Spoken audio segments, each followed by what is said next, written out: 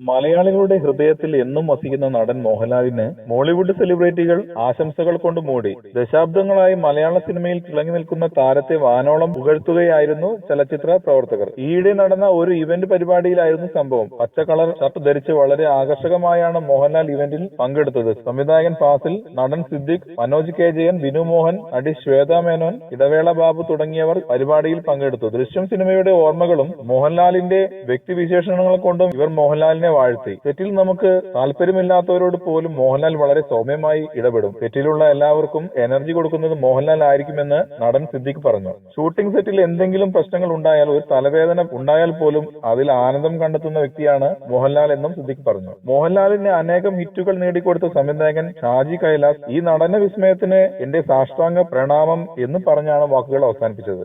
ഇവന്റിൽ പങ്കെടുത്ത എല്ലാവരും മോഹൻലാലുമായുള്ള ഓർമ്മകൾ പുതുക്കുകയായിരുന്നു. മോഹൻലാലിന്റെ വ്യക്തിവിശേഷണങ്ങളും ദൃശ്യം എന്ന സിനിമയെക്കുറിച്ചുമാണ് എല്ലാവരും പ്രതിപാദിച്ചത്. കൂടുതൽ സിനിമാ വാർത്തകൾക്കും വിശേഷങ്ങൾക്കും ഇപ്പോൾ തന്നെ സബ്സ്ക്രൈബ് ചെയ്യൂ മലയാളം ക്രിയേഷൻസ്.